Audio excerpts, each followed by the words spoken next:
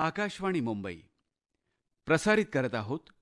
माननीय पंतप्रधान श्री नरेंद्र मोदी यांनी देशाच्या जनतेशी साधलेला संवाद मन की बात या कार्यक्रमाचा मराठी अनुवाद. माझ्या प्रिय देशवासियांनो, नमस्कार. आज 26 जुलै आहे आणि आजचा दिवस अगदी विशेष आहे. आज कारगिल विजय दिवस आहे.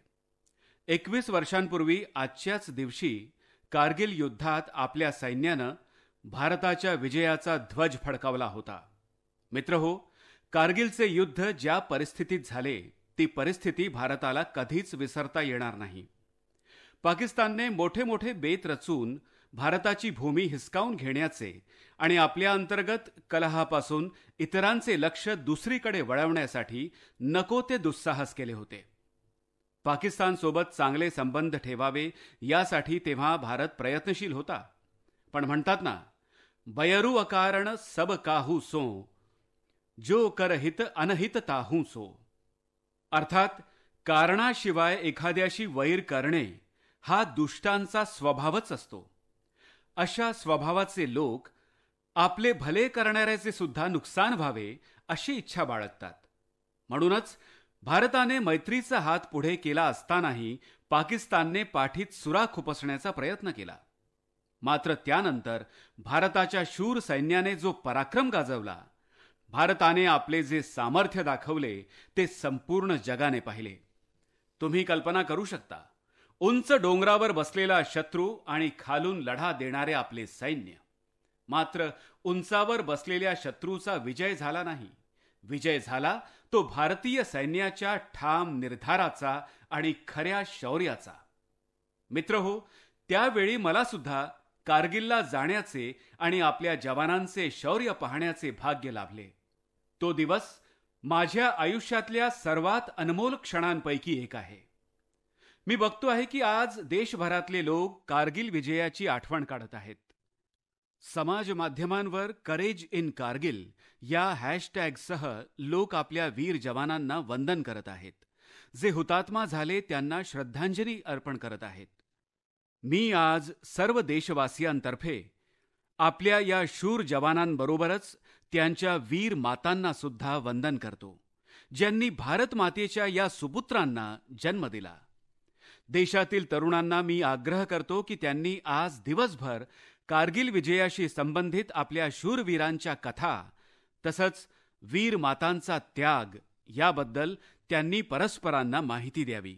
मित्रहो, आज मी तुम्हा सगळ्यांना एक विनंती करतो की तुम्ही www.gallantryawards.gov.in या संकेतस्थळाला भेट द्या. या संकेतस्थळावर आपल्याला आपल्या पराक्रमी योद्ध्यांबद्दल, त्यांच्या पराक्रमाबद्दल सविस्तर माहिती मिळेल. जेव्हा तुम्ही तुमच्या मित्रांसोबत त्याबाबत चर्चा कराल तेव्हा तुम्हाला त्यातून प्रेरणा मिळेल. तुम्ही नक्कीच या संकेतस्थळाला भेट द्या आणि मी तर म्हणेन की तुम्ही पुन्हा पुन्हा या संकेतस्थळाला भेट द्या. मित्रहो, कारगिल युद्धाच्या वेळी अटलजींनी लाल किल्ल्यावरून जे सांगितले होते ते आज सुद्धा आपणा सर्वांसाठी समयोचित आहे. तेव्हा अटलजींनी गांधीजींच्या एका मंत्राची आठवण करून दिली होती.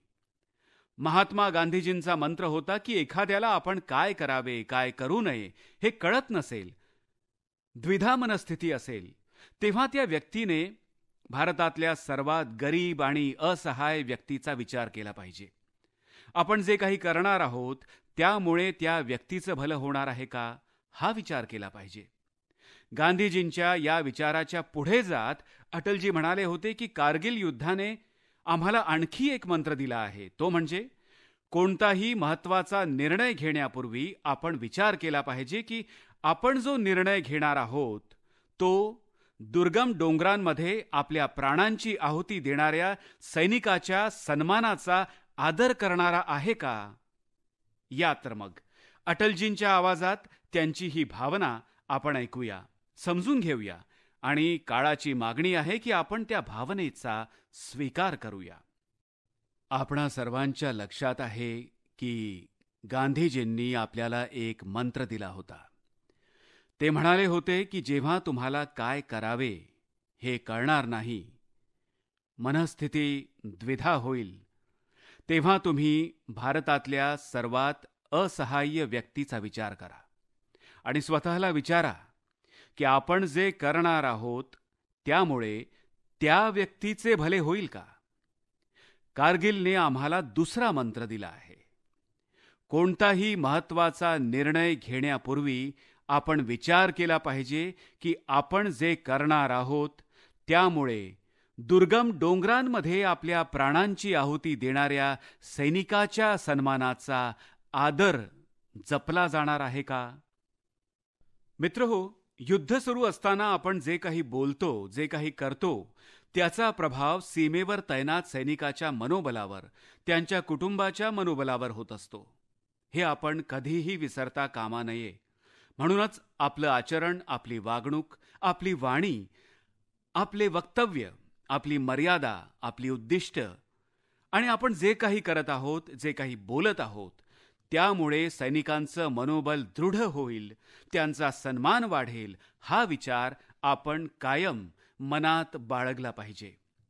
राष्ट्र सर्वोपरी हा मंत्र घेऊन एकतेच्या सूत्रात बांधलेले देशवासी आपल्या सैनिकांचे मनोगत 1000 पटीने वाढवतात.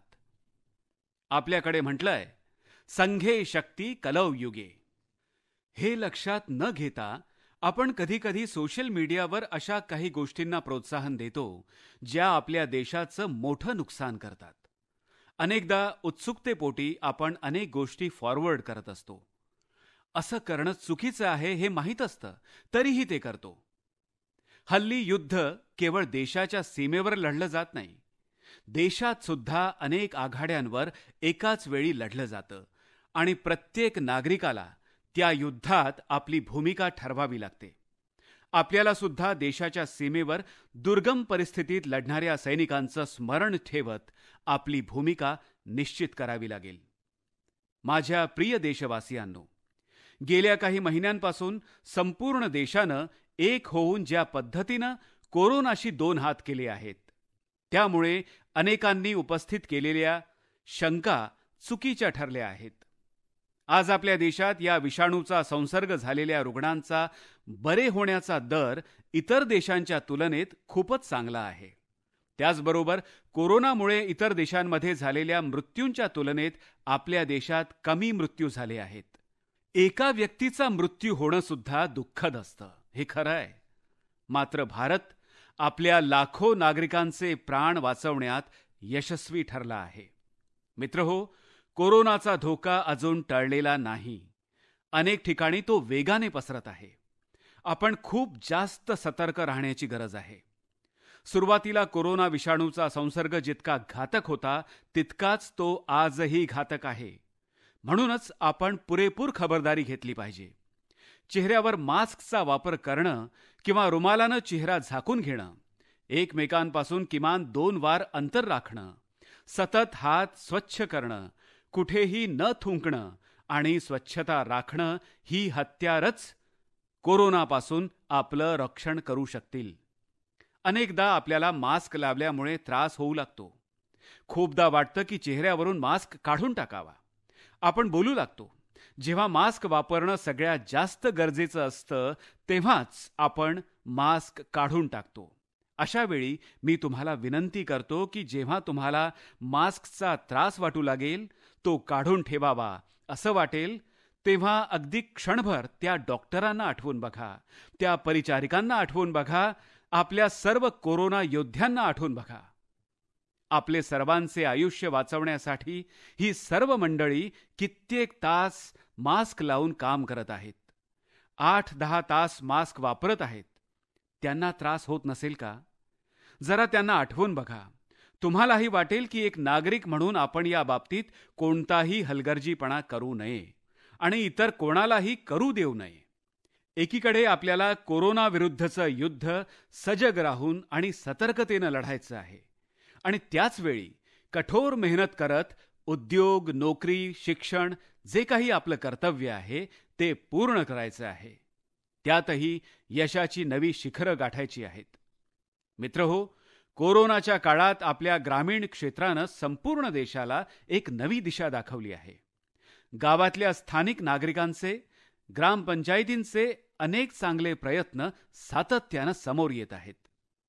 जम्मूमध्ये त्रेवा नावाची एक ग्रामपंचायत आहे. बलबीर कौरजी तिथल्या सरपंच आहेत. मला सांगण्यात आलं आहे की बलबीर कौरजी यांनी आपल्या पंचायतीमध्ये 30 खाटांचं एक क्वारंटाईन केंद्र तयार केलं आहे. पंचायतीत येण्याच्या रस्त्यावर पाण्याची सोय केली आहे. लोकांना सहजपणे हात धुता यावेत याची सोय केली आहे. इतकंच नाही तर बलबीर कौरजी स्वतः आपल्या खांद्यावर स्प्रे पंप घेऊन स्वयंसेवकांसोबत संपूर्ण पंचायतीमध्ये जवळपासच्या क्षेत्रात सॅनिटायझेशनचं काम सुद्धा करतात. अशाच आणखी एक काश्मीरी महिला सरपंच आहेत गांदरबलच्या चौंटलीवार येथील जैतुना बेगम. जैतुना बेगम यांनी निर्धार केला की त्यांची ग्रामपंचायत कोरोनाविरुद्ध लढा देईल आणि उपजीविकेच्या संधी सुद्धा निर्माण करेल. त्यांनी आपल्या संपूर्ण क्षेत्रात मोफत मास्क वाटले, मोफत रेशन वाटलं.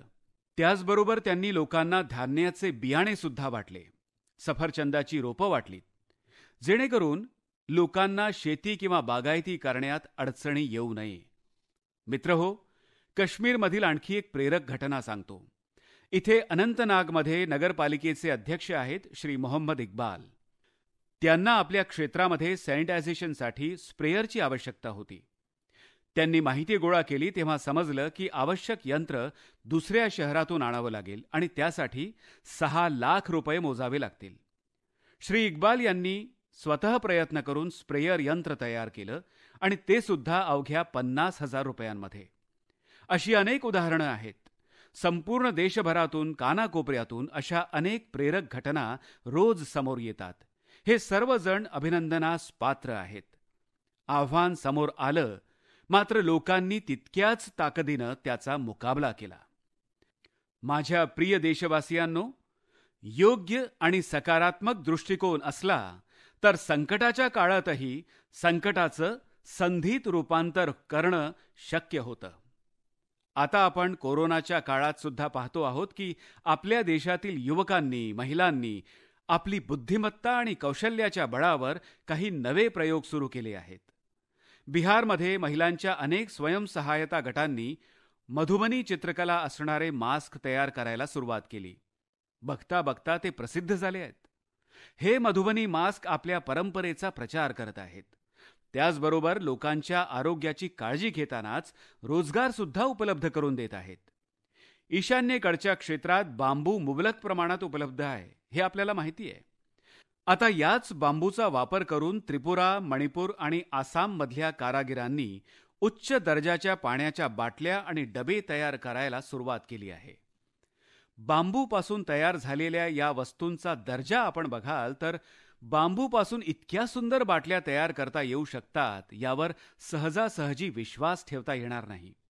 या बाटल्या पर्यावरण स्नेही सुद्धा आहेत. जेव्हा त्या तयार केल्या जातात तेव्हा सर्वप्रथम कडुनिंब आणि इतर औषधी वनस्पतींसोबत बांबू उकळला जातो. त्यामुळे त्यात औषधी गुणधर्म सुद्धा उतरतात. लहान लहान स्थानिक उत्पादनांना मोठं यश कसं मिळतं याचं एक उदाहरण झारखंडमध्ये सुद्धा पाहायला मिळालं. झारखंडमधील बिशुनपूर इथं हल्ली 30 पेक्षा जास्त समूह एकत्र येऊन लेमन ग्रास अर्थात गवती चहाची शेती करत आहेत. लेमन ग्रास 4 महिन्यात तयार होतो आणि त्याच्या तेलाला बाजारात चांगली किंमत मिळते. सध्या त्याला बाजारपेठेत चांगली मागणी सुद्धा आहे. देशातल्या आणखी 2 भागांबद्दल मी सांगू इच्छितो. हे भाग परस्परांपासून शेकडो किलोमीटर दूर आहेत, पण ते आपापल्या परीने भारताला आत्मनिर्भर करण्यासाठी जरा वेगळ्या प्रकारचे काम करत आहेत. एक भाग आहे लडाख आणि दुसरा आहे कच्छ. लेह आणि लडाखचं नाव घेतलं तर सुंदर दर्या आणि उंच डोंगर असं निसर्गरम्य दृश्य आपल्या नजरेसमोर येतं. ताज्या हवेची झुळूक जाणवू लागते. त्याचवेळी कच्छचं नाव घेतलं तर नजरेसमोर येतं दूरवर पसरलेलं वाळवंट, जिथे एकही झाड दिसत नाही. लडाखमध्ये एक विशिष्ट फळ येतं ज्याचं स्थानिक नाव आहे चुली. आपण या फळाला जर्दाळू या नावानं ओळखतो. हे फळ या क्षेत्रातील अर्थव्यवस्था बदलण्यास सक्षम आहे. मात्र या फळ पिकाला पुरवठा साखळी, हवामानातले बदल अशा अनेक आव्हानांचा मुकाबला करावा लागतो. या फळाचे कमीत कमी नुकसान व्हावे यासाठी एका नाविन्यपूर्ण यंत्रणेचा वापर सुरू झाला आहे. ही एक दुहेरी यंत्रणा आहे जिचं नाव आहे solar apricot dryer and space heater.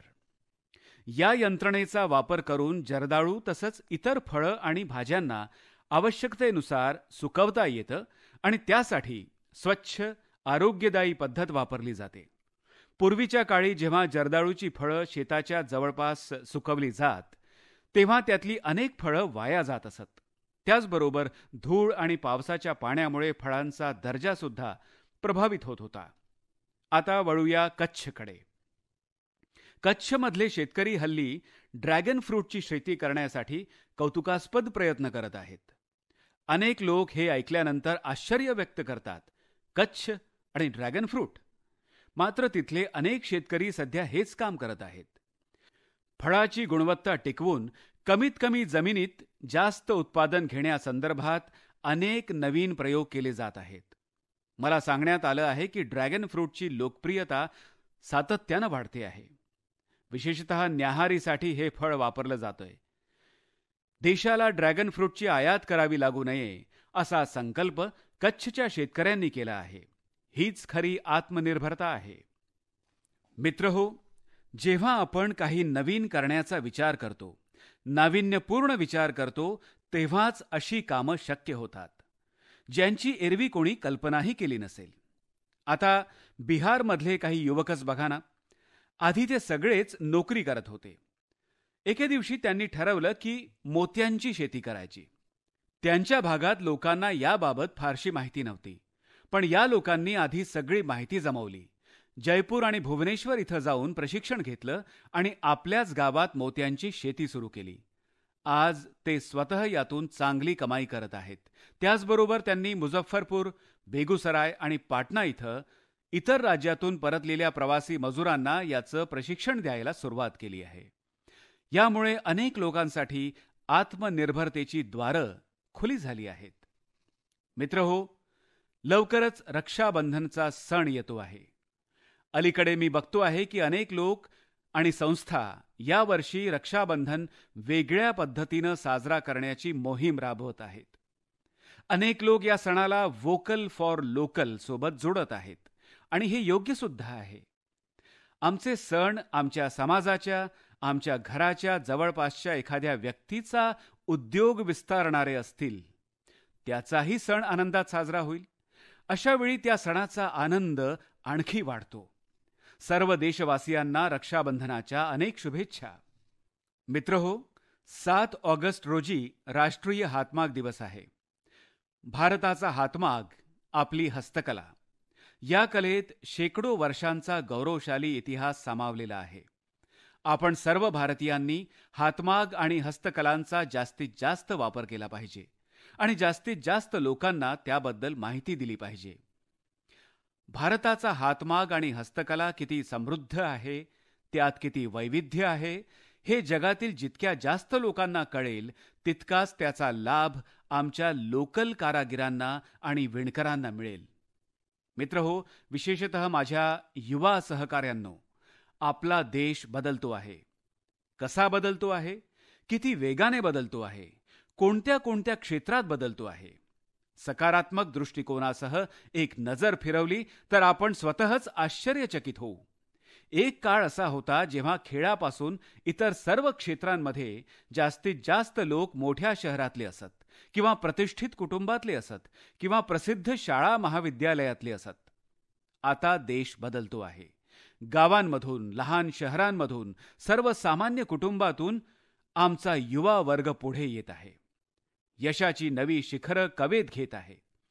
ही सर्व मंडळी संकटाचा सामना करत नवीन स्वप्ने घेऊन आगेकूच करत आहेत.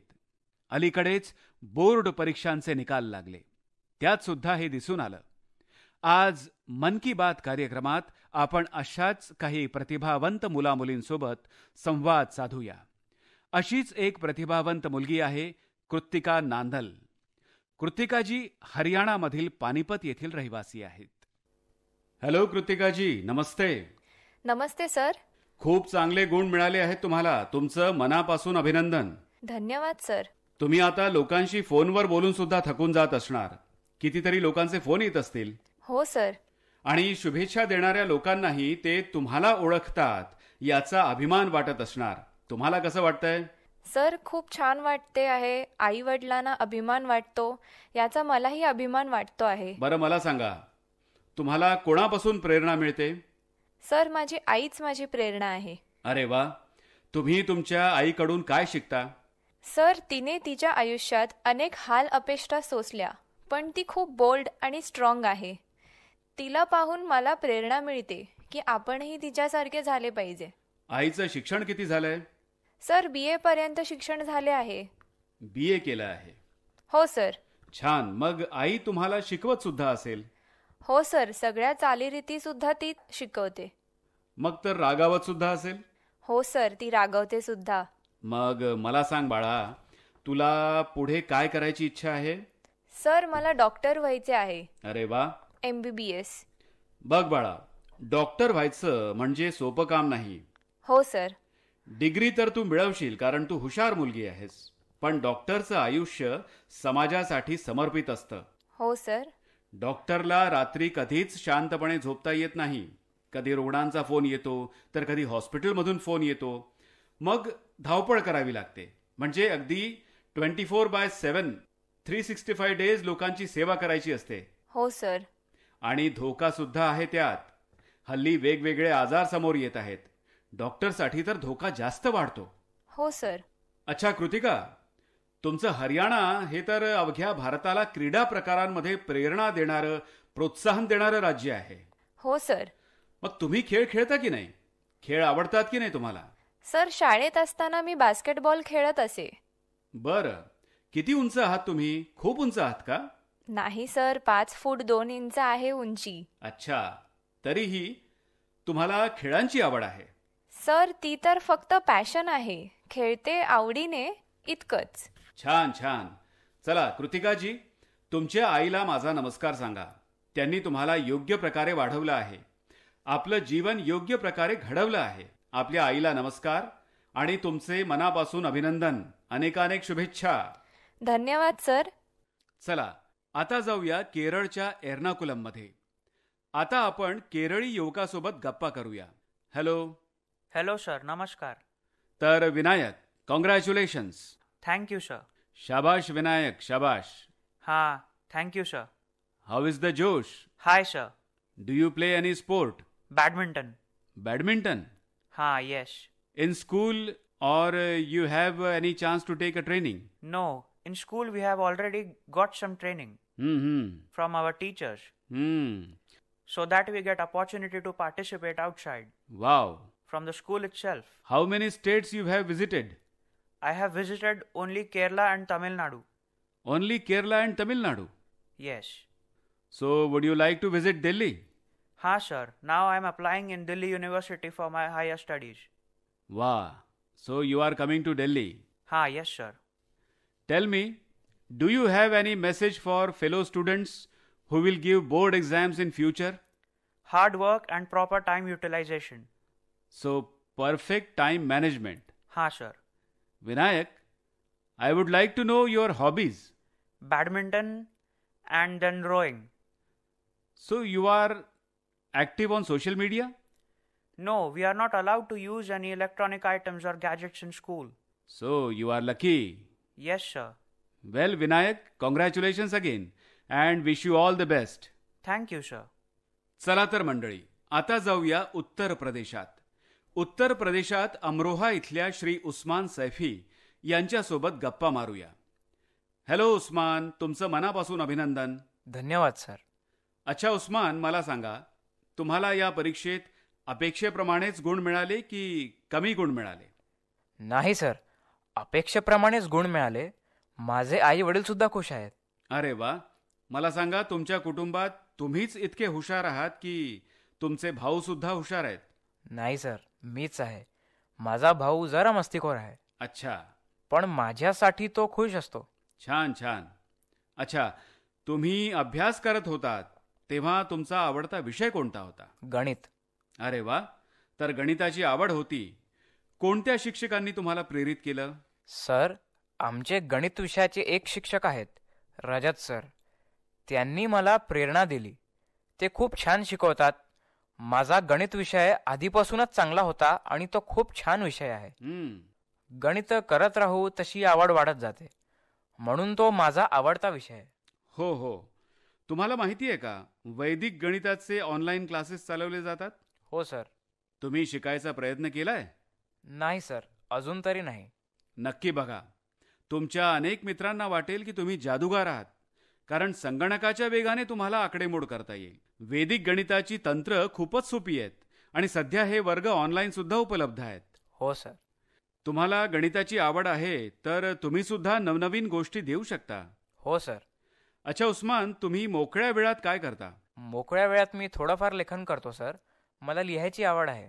अरे वा, म्हणजे तुम्हाला गणिताबरोबर साहित्याची सुद्धा आवड आहे. हो सर. काय लिहिता तुम्ही? कविता लिहिता, शायरी करता? करंट अफेअर्स आधारित कोणत्याही विषयावर लिहित असतो. हो हो. नवनवी माहिती मिळत असते. जीएसटी, नोटाबंदी असे बरेच काही. अरे वा. आता कॉलेजमध्ये शिक्षण घेण्याबद्दल काय विचार आहे? कॉलेजबद्दल सांगायचं तर सर, मी जेईई मुख्य परीक्षेचा पहिला अटेम्प्ट क्लिअर केला आहे आणि आता सप्टेंबर महिन्यात सेकंड अटेम्प्ट देणार आहे. आधी IIT मधून बॅचलर पदवी घ्यायची आणि नंतर सिव्हिल सर्व्हिसेसमध्ये IAS व्हायचं. अरे वा. मला सांगा, तुम्हाला टेक्नॉलॉजीचीही आवड आहे का? हो सर, म्हणून मी IT हा विषय निवडला आहे. फर्स्ट टाइम बेस्ट IIT साठी. छान. चला उस्मान, माझ्यातर्फे तुम्हाला अनेक शुभकामना. तुमचा भाऊ मस्तीखोर आहे म्हणजे तुमचा वेळ छान जात असणार. तुमच्या आईबाबांनाही माझा नमस्कार सांगा. त्यांनी तुम्हाला ही संधी दिली आहे, तुम्हाला प्रोत्साहित केलं आहे. अभ्यासाबरोबरच तुम्ही ताज्या घडामोडींचाही अभ्यास करता, लिखाणही करता, याचा मला आनंद वाटला. लक्षात घ्या, लेखन केल्याचा फायदा असा होतो की तुमच्या विचारांना धार येते. लिखाण केल्याचे खूप फायदे आहेत. तुम्हाला माझ्यातर्फे अनेकानेक शुभेच्छा. धन्यवाद सर. चला मंडळी, पुन्हा एकदा खाली दक्षिणेकडे वळूया. तमिळनाडू नामाक्कल मधल्या कनिग्गासोबत गप्पा मारूया. कनिग्गासोबत गप्पा मारणं अगदी प्रेरक आहे. कनिग्गाजी, वडक्कम. वडक्कम सर. कशा आहात तुम्ही? छान सर. सर्वात आधी तुम्ही मिळवलेल्या यशाबद्दल मी तुमचं अभिनंदन करू इच्छितो. धन्यवाद सर. जेव्हा मी नामाक्कल बद्दल ऐकतो तेव्हा मला तिथल्या अंजनेयार मंदिराची आठवण येते. हो सर. आता मला तुमच्याशी मारलेल्या गप्पाही आठवतील. हो सर. तर तुमचं पुन्हा एकदा अभिनंदन. धन्यवाद सर. या परीक्षेसाठी तुम्ही नक्कीच भरपूर अभ्यास केला असणार. तुमचा परीक्षेसाठी तयारीचा अनुभव कसा होता? सर, मी अगदी सुरुवातीपासून भरपूर मेहनत केली. या निकालाची मी अपेक्षा केली नव्हती, पण मी चांगल्या प्रकारे पेपर सोडवले आणि माझा निकाल चांगला लागला. तुम्हाला किती गुणांची अपेक्षा होती? मला वाटले होते 485 किंवा 486 मिळतील. आणि आता? 490. मग तुमच्या कुटुंबियांची आणि शिक्षकांची भावना काय होती? सर, त्यांना खूप आनंद झाला आणि खूप अभिमान वाटला. तुमचा आवडता विषय कोणता आहे? गणित. हो. आणि भविष्यात तुम्ही काय करायचं ठरवलंय? सर, शक्य झालं तर मला AFMC मधून डॉक्टर व्हायचंय. आणि तुमच्या घरातले कोणी वैद्यकीय क्षेत्रात आहेत का? नाही सर, माझे वडील वाहन चालक आहेत, पण माझी बहीण MBBS करते आहे. अरे वा. सर्वात आधी मी तुमच्या वडिलांना अभिवादन करतो, जे तुमची आणि तुमच्या बहिणीची उत्तम प्रकारे काळजी घेत आहेत. ते खूपच चांगलं काम करत आहेत. हो सर. आणि ते सर्वांसाठी प्रेरक आहेत. हो सर. तुमचे वडील, तुमची बहीण आणि तुमच्या कुटुंबियांचं मनापासून अभिनंदन. धन्यवाद सर. मित्रहो, असे आणखी अनेक युवा मित्र आहेत ज्यांच्या हिमतीच्या आणि यशाच्या कथा आम्हाला सतत प्रेरणा देतात. माझी इच्छा होती की जास्तीत जास्त युवकांशी गप्पा मारण्याची संधी मिळावी, मात्र वेळेची मर्यादा लक्षात घ्यावी लागते. मी सर्व युवा सहकाऱ्यांना आग्रह करतो की अवघ्या देशाला प्रेरित करणारी त्यांची कहाणी त्यांनी स्वतः सर्वांना सांगावी. माझ्या प्रिय देशवासियांनो, 7 समुद्रापलीकडे भारतापासून हजारो मैल दूर एक लहानसा देश आहे सुरिनाम. भारत आणि सुरिनाम यांच्यात निकटचे संबंध आहेत. 100 वर्षांपेक्षा जास्त काळापूर्वी भारतातील लोक तिथे गेले होते आणि ते तिथेच स्थायिक झाले. त्यांची 4थी-5वी पिढी सध्या तिथे आहे. आज सुरिनाममधील 1/4 पेक्षा जास्त लोक भारतीय वंशाचे आहेत. तुम्हाला माहिती आहे का की तिथे सर्रास बोलली जाणारी ही सरनामी भोजपुरीचीच एक बोलीभाषा आहे. या सांस्कृतिक संबंधाबाबत आम्हा भारतीयांना अभिमान वाटतो. अलीकडेच श्री चंद्रिका प्रसाद संतोखी सुरिनामचे नवे राष्ट्रपती झाले आहेत. ते भारताचे मित्र आहेत. 2018 साली आयोजित person of Indian origin parliamentary conference या परिषदेत ते सहभागी झाले होते. श्री चंद्रिका प्रसाद संतोखीजी यांनी शपथ घेताना सुरुवातीला वेदमंत्रांचा उच्चार केला होता, जे संस्कृत भाषेत होतं. त्यांनी वेदांचा उल्लेख केला आणि ओम शांती शांती असं म्हणत आपली शपथ पूर्ण केली. आपल्या हातात वेद घेऊन ते म्हणाले की मी चंद्रिका प्रसाद संतोखी. आणि पुढे शपथ घेताना ते पुढे काय म्हणाले? त्यांनी वेदातील एका मंत्राचा उच्चार केला. ते म्हणाले, ओम अग्ने व्रतपते व्रतम चरिष्यामी तच्छकेयम तन्मे राध्यताम इदमहम नृतात सत्यमुपैमी. अर्थात, हे अग्नी, संकल्पाच्या देवते, मी एक प्रतिज्ञा करत आहे. मला त्यासाठी शक्ती आणि सामर्थ्य प्रदान कर. मला असत्यापासून दूर राहण्याचा आणि सत्याच्या दिशेने जाण्याचा आशीर्वाद प्रदान कर. खरोखरच ही आपल्या सर्वांसाठी गौरवाची बाब आहे. मी श्री चंद्रिका प्रसाद संतोखी यांचं अभिनंदन करतो आणि आपल्या देशाची सेवा करण्यासाठी 130 कोटी भारतीयांतर्फे त्यांना शुभेच्छा देतो. माझ्या प्रिय देशवासियांनो, सध्या पावसाळा सुरू आहे. मागच्या वेळी सुद्धा मी आपल्याला सांगितलं होतं की पावसाळ्याच्या दिवसांमध्ये अस्वच्छता आणि त्यामुळे होणाऱ्या आजारांचा धोका वाढतो. रुग्णालयांमध्ये गर्दी वाढते. त्यामुळे आपण सर्वांनी स्वच्छतेकडे जास्त लक्ष द्यावं. रोगप्रतिकारक शक्ती वाढवणाऱ्या पदार्थांचं, आयुर्वेदिक काढ्याचं सेवन करत राहावं. कोरोना प्रादुर्भावाच्या काळात आपण इतर आजारांपासून दूर राहिलं पाहिजे. रुग्णालयाच्या फेऱ्या माराव्या लागू नयेत यासाठी आपण पुरेपूर काळजी घेतली पाहिजे. मित्रहो, पावसाळ्याच्या ऋतूमध्ये देशाचा एक फार मोठा भाग पुराच्या संकटाचा सामना करत आहे. बिहार, आसामसारख्या राज्यांमध्ये अनेक ठिकाणी पुरामुळे खूप समस्या निर्माण झाल्या आहेत. म्हणजे एकीकडे कोरोना आहे तर दुसरीकडे हे आणखी एक आव्हान आहे. अशा वेळी सर्व सरकारं, NDRFची पथकं, राज्यांची आपत्ती नियंत्रण पथकं, स्वयंसेवी संस्था सर्वच एकत्र आले आहेत. सगळेजण एकत्र येऊन हर प्रकारे मदत आणि बचावाचं काम करत आहेत. या संकटाचा तडाखा बसलेल्या लोकांसोबत संपूर्ण देश उभा आहे. मित्रहो, पुढच्या वेळी जेव्हा आपण मन की बात मध्ये भेटू त्याआधीच 15 ऑगस्ट येत आहे. यावर्षी 15 ऑगस्ट सुद्धा वेगळ्या परिस्थितीत साजरा केला जाईल. कोरोना विषाणू प्रादुर्भावाच्या या साथीच्या काळात साजरा केला जाईल. माझ्या युवा सहकाऱ्यांना, देशवासियांना मी विनंती करतो की स्वातंत्र्य दिनी आपण या साथीच्या रोगापासून मुक्त होण्याचा संकल्प करू. आत्मनिर्भर भारताचा संकल्प करू. काही नवीन शिकण्याचा आणि शिकवण्याचा संकल्प करू. आपल्या कर्तव्यांचे पालन करण्याचा संकल्प करू. राष्ट्र निर्माणासाठी आपले आयुष्य वेचणाऱ्या अनेक महान विभूतींच्या तपस्येमुळे आज आपला देश या उंचीपर्यंत पोहोचला आहे. अशा महान विभूतींपैकी एक आहेत लोकमान्य टिळक. येत्या 1 ऑगस्ट 2020 रोजी लोकमान्य टिळकांची 100वी पुण्यतिथी आहे. लोकमान्य टिळकांचे अवघे आयुष्य आपल्या सर्वांसाठी प्रेरक आहे. आपल्या सर्वांना त्यांच्याकडून बरंच काही शिकता येईल. पुढच्या वेळी जेव्हा आपण भेटू तेव्हा खूप गप्पा मारूया. एकत्र मिळून काही नव्या गोष्टी शिकूया आणि त्या सर्वांना सांगूया. आपण सर्व आपली काळजी घ्या, आपल्या कुटुंबाची काळजी घ्या आणि निरोगी रहा. सर्व देशवासियांना येणाऱ्या सर्व सणांनिमित्त अनेकानेक शुभेच्छा. अनेकानेक धन्यवाद. आत्ताच आपण ऐकत होतात माननीय पंतप्रधान श्री नरेंद्र मोदी यांनी देशाच्या जनतेशी साधलेला संवाद